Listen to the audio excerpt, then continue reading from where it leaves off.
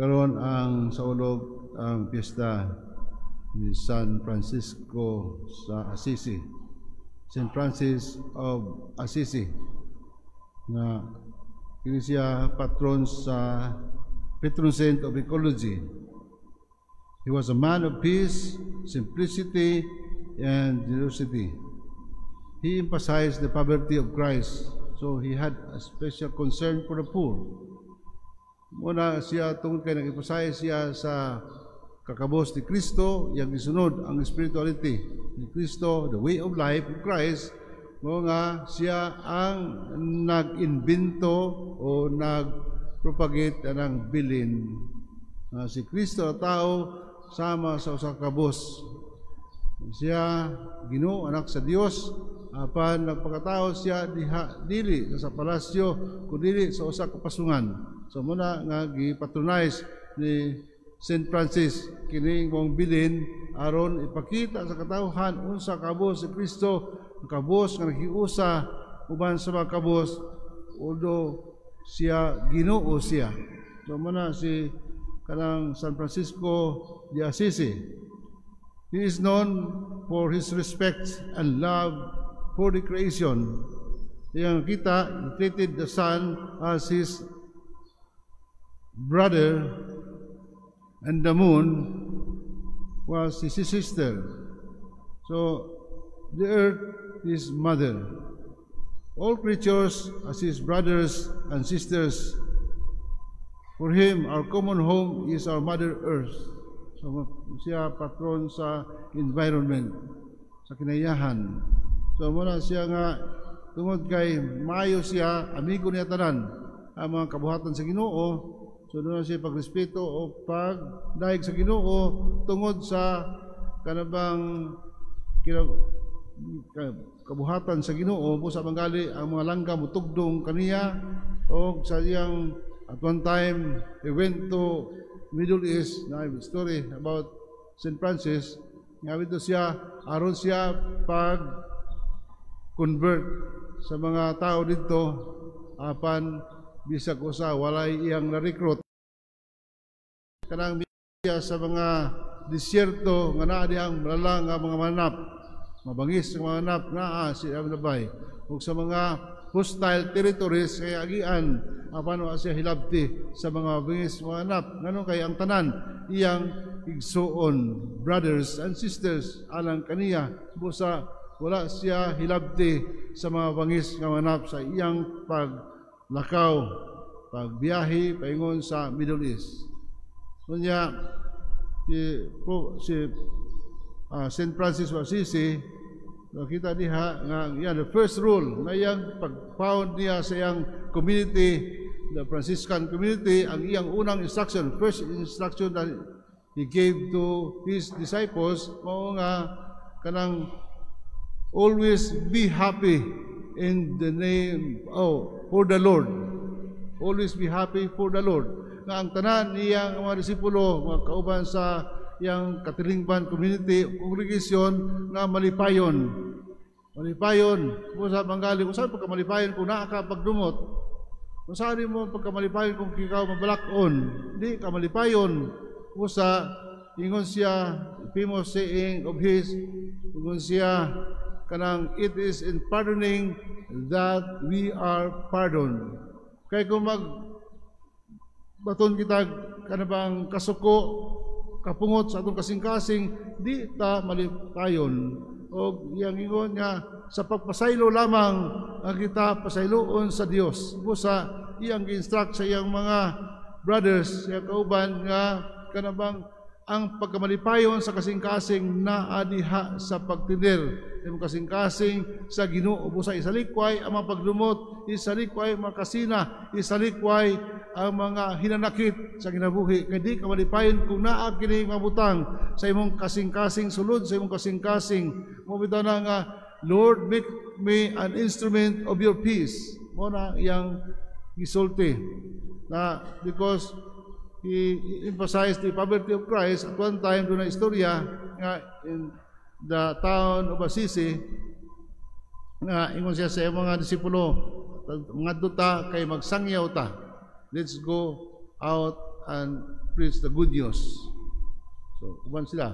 But the whole day, wala sila gibuhat, nag-round-round na sila sa palibot sa town of Assisi, nawa pa sila magsulti. So, natapos ng kapunon, iulit sila sa ilang community, sa ilang kumbinto, nangutana ang iyang mga disipulo, kanang, ingon ka, magsangyaw ta. Wa man tayo gisulti. Insa, our life is a preaching, a kind of preaching. Our life could serve as the gospel para sa mga tao. If necessary, use words. So sa ato pabot-sabot niya, kung kita nag-ila ka St. Francis nga modelo sa atong pagkristyano, diha sa simplicity, diha sa pagkamanggaluyon sa generosity, nga mao nga ang atong kinabi usa ka pagsangyaw. Our life is a proclamation of God's good news. Kung gikinahanglan kita musulti. Muna kang St. Francis na makita di sa sulti kung dili siyang kinabuhi ipakita sa mga tao, and that is the proclamation of the gospel. Hindi lang takutob siya magsulti, pero muna nga istorya sulti na ako ni sa mga alagad, doon ay tulo ka kanabang tao nga namatay. At ubangan ni San Pedro, ingon San Pedro, ikaw, unsa may imong tuluman ni kapari, kanang unsa may nabuhat samtang tuwa pa ka sa kalibutan. Ingon ang usa ka pari nga, ako, Your Pedro, kanabang pari ko, daghang ko gibunyagan. Kung gusto ka, ebidensya niya ang mga libro sa mga bunyag niya, ang akong gidala. Sulod ni mga sako. Muni ang akong bunyagan for 30 years in my ministry. Na pare, nagbunyag ko daghan na luwas tungod sa akong bunyag. Okay na yun, sulod sa ngarian. Ikaduha, nga pare, unsan padre, unsan mo na imo nga buhat sa kalibutan, samtang pare ka dito, daghang ko'y gikasal. Doon na imong balaan ang mga kaminyuon tungod sa kadaghan sa akong gikasal. For 30 years in my ministry, akong kasal, daghan kayo. Dusad doon ay mga libro akong dala, timaan nga kining mga tawhana na sa libro, mo kining akong gikasal. So, ingon, sulod sa ngarian. Ikatulo nga pare, kanabang akong Your Pedro, maayo ko mawali, magpasabot sa mga tao. Kunya daghay manambong sa akong wali, sa akong pagsangyaw, daghay mamati. O mahilang, sunod na ko, Your Pedro, ayaw sa, ang imo lang dila mo'y mahilangit. Dili ko ni ka mahilangit, ang imong dila, kay maamang kamusulti, ang imong dila mo'y mahilangit, because you did not walk your talk. Masabot, wala ni mo, puyi ang imong gisulti. So, kuidaw nga kita, nga, kanabang maita manulti pero atay buhat mo St. Francis sa iyang pagsangyaw, his life is a gospel. Yang kinabuhi mo isukaranan diha sa mga tao sa ilang pag-ila kang St. Francis nga balaan o duol sa Ginoo. Busa man kay fast forward ta sa ebanghelyo, una dito sa first reading from the book of Baruch. Si Baruch siya kanang usa ka eskriba, writer ni propeta Jeremias before the exile to Babylon. No, sama sa gisangyaw ni Jeremias sa paghinulsol sa mga tao aron dili mo abot ang katalagman. Musab si Baruch, the same gihapon nga gisangyaw, siya naa nagtrabaho sa templo as the scribe o magsusulat o is close friend of prophet Jeremiah. So muna nga wa siya masuwat diha sa kanon apokripa siya tungod kay atat siya kang prophet Jeremiah. So ang iyang sangyaw mo sa sangyaw ni propeta Jeremias. So before the exile to Babylon nga siya nagwarning usab sa mga tao sa ilang kasalanan nga panawagan sa paghinulsol aron dili madayon ang ipahamtang sa Ginoo kanila nga katalagman. So muna ang iya, the mission of Baruch is the proclamation of the kingdom, which is the third mystery of light. Muna ang pagsangyaw sa gingarian sa Dios. Ang mga propeta nagsangyaw alang sa paghari sa Ginoo kining mga 72 disciples, aside from the 12 apostles, sa Lucas, disciples called apostles, muna doon na padala si Jesus nga 72 ka disipulo. Timaan kini sa kanabang sa Old Testament nga 72 elders muna ang kanabang mga maghuhukom unsay mitabo sa nasod, sila ang mutimbang-timbang o mahatag direksyon sa nasod sa Israel. Kining 72 elders muna nga nagrepresent sila sa mga kadagkuan sa Jerusalem before sila nahimong gingharian. Kining gipanguluhan ni Joshua ang mga elders, mga judges.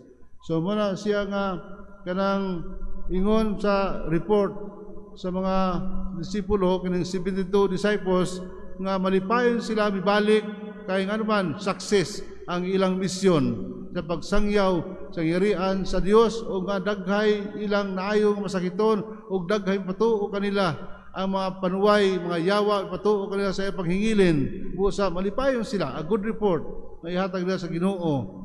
Pero kanang ayong kalipay tungod kay ni patuo kaninyo ang mga panuway. Ayaw kong kalipay ni ana, malipayon sila, dili tungod kay malampuson sila, patuo kanila ang mga panuway, paghingilin nila sa mga yawa, but because they are chosen and entrusted by Jesus, and their names are written in heaven. But sabot nga, di tamo salig sa atong buhat, karon nga success kita sa atong mga buhat, kundi tungod kay hingkamot kita, nga kita mahilangit. Wala to purpose sa kinabuhi, nga nagbuhat kita, part na ng kalipay, pero kung nagpaawag kita, i-appreciate kita, ma-disappointed kita, kay di tanan mo appreciate ka nato. Busa nga itong tumong, mo nga kita makahatag kahimuot sa Ginoo sa atong buhat karon.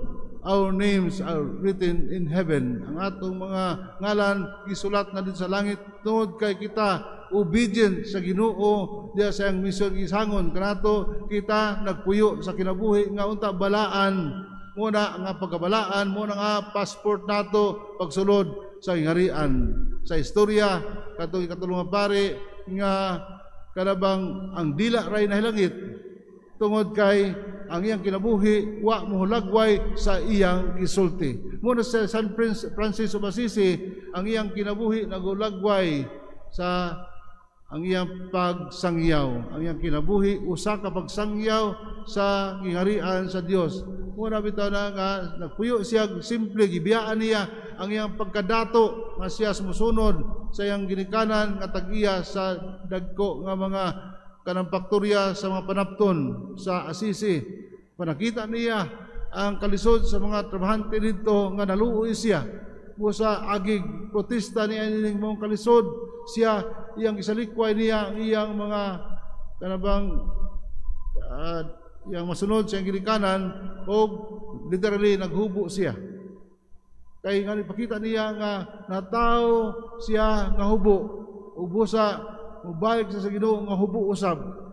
Kanato ingon sa ana nga conscious kita nga sa diyang natao kita wa tay gilala hubo kita. Busa pagbalik sa Ginoo hubo usab kita.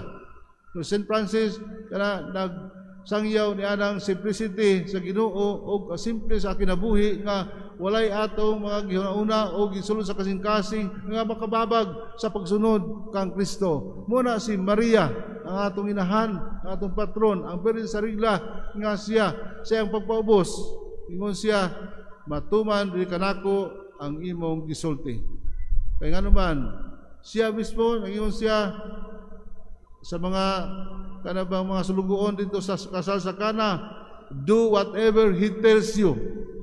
Kung tumano nato ang sulti ni Maria, nga buhaton kung unsay insulti sa iyang anak kanato, ni malinawon ang katilingban. Unya walay gutmon. Ano man, kay kumutuman lamang kita sa instruction sa Ginoo, ang pagkamangatagon, be generous as your Father in heaven is generous. Be perfect as your Father in heaven is perfect. Kumutuman lamang kita na nga mga kasuguan, ang kalibutan malinawon. atong sundugon si San Francis of Assisi ug ang mahal nga Birhen Maria mo'y modelo sa pagpapabusanon, kay kundi ta papabusanon di kita ka mosunod sa kabut-on sa Dios.